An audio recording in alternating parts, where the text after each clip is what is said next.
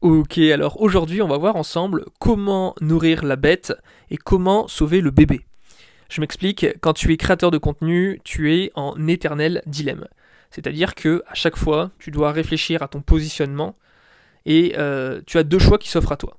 Soit tu nourris la bête, c'est-à-dire que tu diffuses toujours plus et plus de contenu en le moins de temps possible. C'est la tendance actuelle avec les TikTok, où on a de plus en plus de concurrence sur des formats de plus en plus courts.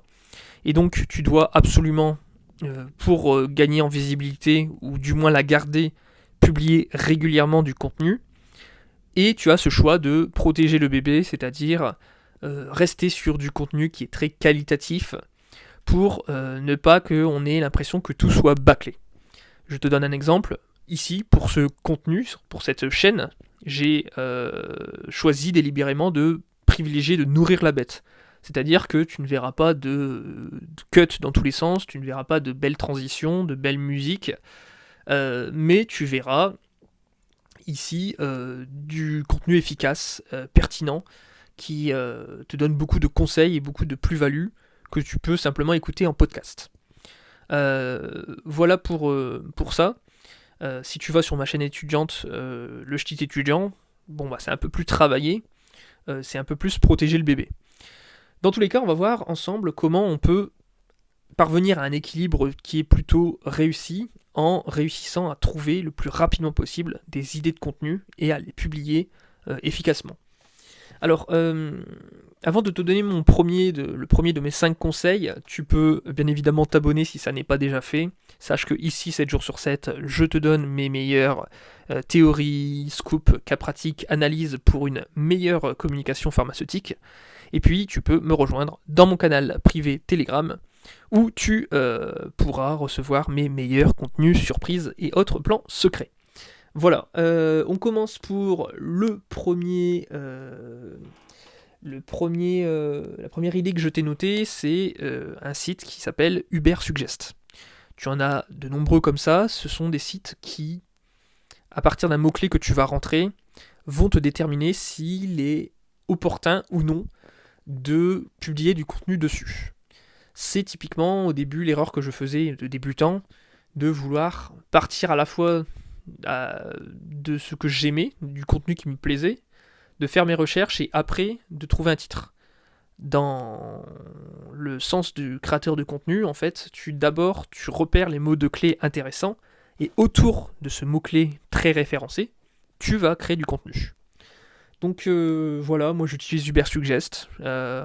C'est payant en illimité. Moi je ne l'utilise simplement que 3 fois par jour, je crois. Tu peux l'utiliser au max. Mais c'est pas, j'en ai pas toujours besoin. De temps en temps, ça fait du bien de voir vraiment si on est bien positionné, disons. Voilà pour ça. Le deuxième, c'est les commentaires abonnés. Ce que je t'ai noté, en gros, les abonnés sont une puissante source d'inspiration. Dans les commentaires qu'ils vont te faire, mauvais ou négatifs, il y a toujours quelque chose. En tout cas, pour la majorité des cas, il y a toujours quelque chose à en tirer. Et les plus impliqués, les plus fans, justement, vont te dire, voilà, peut-être que tu pourrais parler de ça, etc. C'est pas à prendre au pied de la lettre, parce qu'on dit toujours les conseillers sont pas forcément les payeurs, mais ça peut être une source d'inspiration comme une autre, qui peut prendre le temps de la réflexion. Troisième chose, le blockbuster, ce que j'appelle le blockbuster, c'est ta vidéo qui marche le mieux, celle qui souvent se détache de loin, celle qui te fait connaître en général. Eh bien il faut te baser dessus, c'est simple. L'avantage de la création de contenu, c'est que t'as pas d'engagement sur... voilà, c'est ça qui me plaît énormément, c'est que c'est quelque chose où c'est que des petits projets, et une fois que tu les sors, bon bah voilà, advienne que pourra, mais c'est pas grave si ça bide en fait. Et c'est le gros avantage, c'est que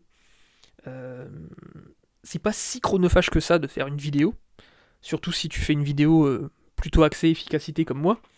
Mais simplement dis-toi, voilà, on teste, et puis sur ce qui marchera le mieux, eh bien, tu t'embêtes pas après pour la suite. Tu vois ce qui marche le mieux, tu essaies de reproduire des miniatures qui sont similaires, à ton blockbuster, des titres qui sont similaires, des sujets qui sont voisins, et puis, voilà.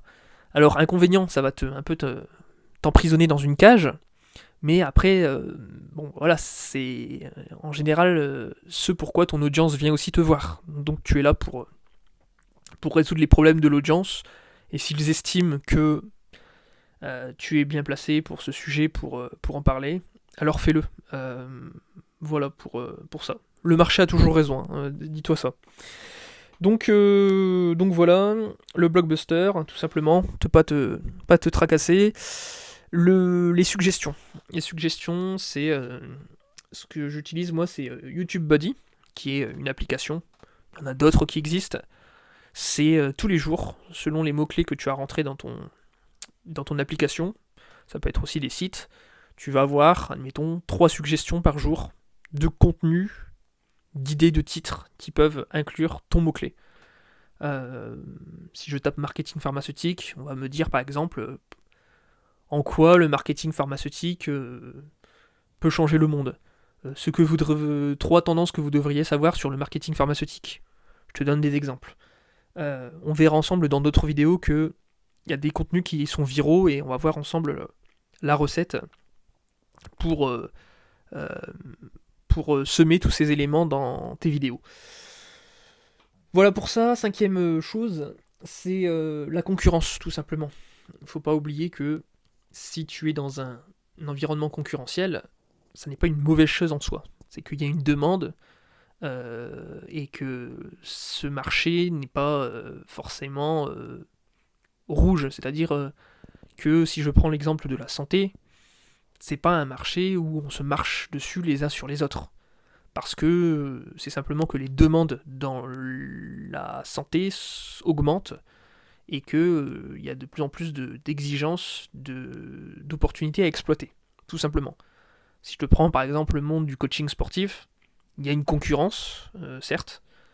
Après, évidemment, il y a une demande aussi qui augmente en conséquence. Donc si ton gâteau augmente aussi, en soi, bon, que tu aies plus ou moins de parts, tu vois ce que je veux dire, c'est pas dramatique. Donc simplement profite de cette concurrence pour voir un peu ce qu'ils font, où ils essaient d'amener les gens, un peu leurs points forts, leurs points faibles aussi, sur ce sur quoi tu peux t'améliorer, et sans vouloir plagier forcément. Il suffit d'apporter une autre vision des choses, un autre angle de vue, ton point de vue. Voilà. Donc moi me concernant, tu vois, par exemple, j'ai pas... Enfin, après c'est parce que j'ai vraiment cherché une thématique qui m'a pris quand même 3 ans J'ai pris quand même 3 ans à réaliser que j'étais vraiment fait pour ça et que je pouvais mélanger plusieurs de mes passions. Mais voilà, garde bien en tête que une thématique, tu commences dans une thématique et puis après l'expérience, ta vie fait que tu vas pivoter dans des thématiques voisines ou sur des horizons proches. C'est pas quelque chose qui est figé.